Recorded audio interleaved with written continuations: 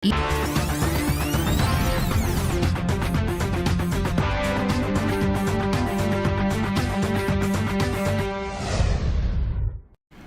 folks, welcome back to Technology Review. I'm your host, Mac Jackson Jr.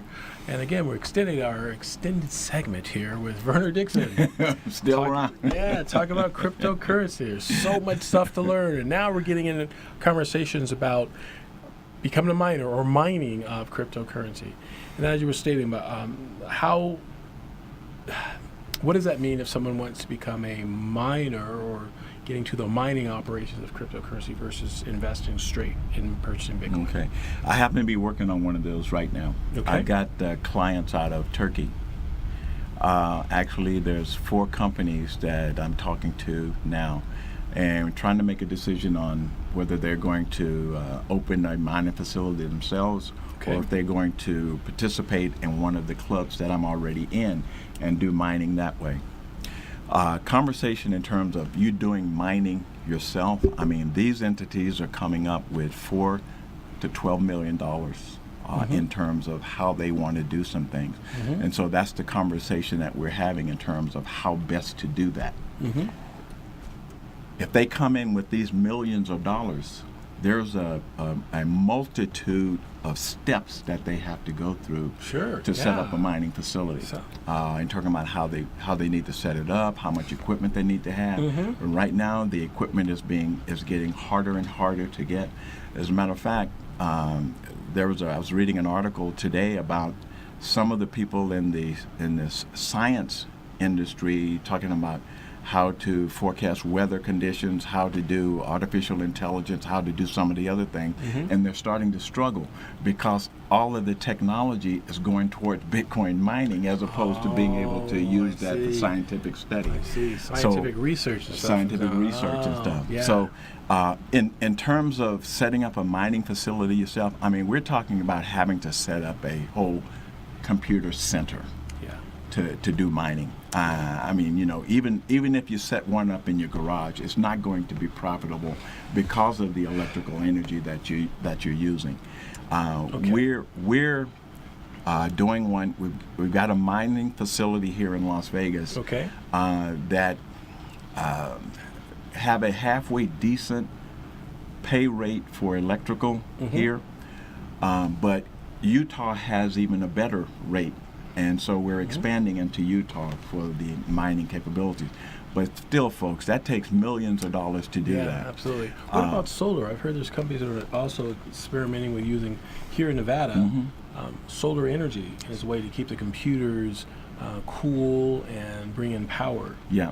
Is that a possibility, do you see? Or? Actually, they're looking at solar, they're looking at hydroelectric, and they're looking at wind. As well. So green energy. Green energy. And so all of those are viable technologies to reduce the cost of the electrical payout. Because it's a combination of things. You can buy all of this equipment and the algorithms for solving the Bitcoin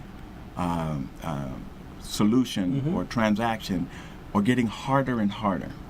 Because more there's and a more limited difficult. Number of coins. There's a limited number of coins, but that's only part of it. The other part of it is that every 4 years, when Bitcoin started and they were solving the algorithm, it would generate 50 Bitcoins. Okay. And then in 4 years after that, it dropped down to half, 25 Bitcoin. Oh, yeah. Then it dropped down to right now in 26, half of that. And so in 4 years, it'll drop down to half of that. So you've got fewer Bitcoins being made, and it's costing more and more money to solve the problem because it is getting tougher and tougher to do that. I see. There are 21 million Bitcoins, but Bitcoin can be broken down into 8 positions, 8 decimals. Yes. So there'll be little bitty, what we call Satoshis that can be generated from that. So they don't anticipate Bitcoin being completely done until 2140. 2140. Okay. So that's over 100 years out. Yeah. So and the facilities, and that's what they're looking at. They're seeing if it's still profitable to do Bitcoin. And for those larger and larger facilities, yes, it is still profitable to do Bitcoin. Those little guys know it's not profitable. So we join a pool. We join a pool where someone already has the equipment. Gotcha. They're already generating revenue from mining Bitcoin. And so in order for them to continue to grow, they're offering an opportunity for us to say, come in with X amount of money, depending on how much you want to mine. Bring that in. We'll buy the equipment. Okay, we buy the servers, and we include it in our infrastructure. Okay. We cover the cost of the electrical. We cover the cost of the facility and all that kind of stuff. And so all of that's taken care of, and your equipment is sitting there. Right. Now, if you're in a mine, you can also ask for your hardware if you'd like to. If you can ask for your hardware and they say okay, then you're in a good mine. But you wouldn't want to take your hardware because now you're in the same situation where you've got a smaller server trying to generate Bitcoin, and that's not going to work. Right. So let the people run the equipment and do the mining for you, and you keep the profit. Or the dividend? The dividend. So it's like kind of like, okay, there are stocks too that are that way as well that aren't affected by the stock market rise or fall because they're dividends. You still get a dividend. You still get get a dividend, and not only do you get a dividend, but dividend, but that dividend creates enough income where it buys more Bitcoin. Oh, gotcha. So that is even once better. you buy into a pool, and if it does compounding and repurchasing, you're into that pool into perpetuity because it continues to rebuy, and you continue to compound, and you continue to earn. And one of the clubs that I'm involved in is called Bit Club. Bit Club has been around for almost 4 years. Okay, that's good. And Good when enough. I started with them a little over a year ago, I put in, just as an example, I started with 500, and I've tripled that money in just a little over a year. Like I said, so the company is stable. They've never lost any money. They've never been hacked. They not only are mining Bitcoin, but they're mining Cash, Monero, Litecoin, Zcash, and one other one I can't remember right off the top of my head. It's a new one that they've added to it. But they're mining these coins, and so it's a if you can find a pool that kind of has that history. That and been around for a while, has that longevity, and don't have those negatives attached to it, that's a good club to be involved in. Interesting.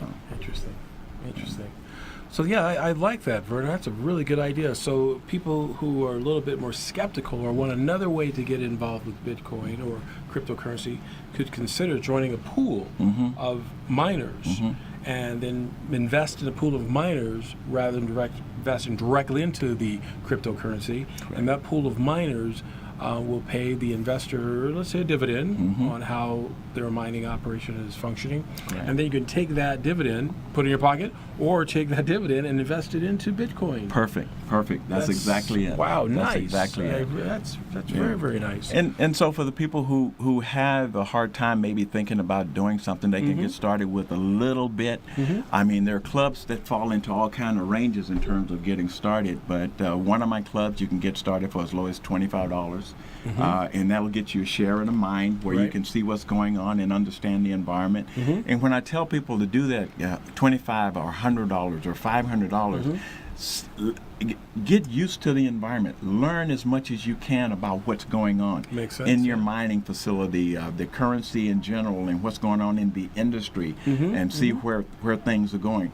The more you know about what your money is doing, the better you'll feel about the industry and understand what's going on, and the more you're able to profit from it. I like that. I like that. Very good. So, Werner, again, why don't you give out your contact information, how people get a hold of you to find out more information about cryptocurrency? You can give me a call at 702-580-9397. That's Werner Dixon, 702-580-9397. You can also reach me via email. That's VMEonline7, that's the number 7, at gmail.com. So Very good. Reach that way. Very good. Well, folks, I want to thank you again for joining us here, and thanks, Werner, for being with us. I wanted to Appreciate it. have him here for a while, a couple segments to educate us on everything. And thank you, folks, for being part of Technology Review. Remember, information is a new currency, folks, and you need to protect your company, your business from cyber crimes. Make sure you go to my website at macjacksonjr.com, macjacksonjr.com, and contact us on upcoming workshops. We can train your employees and make sure they're up tuned to what's going on in the world of cybersecurity. Folks, have a great weekend. We will see you next week here on Technology Review. Bye for now.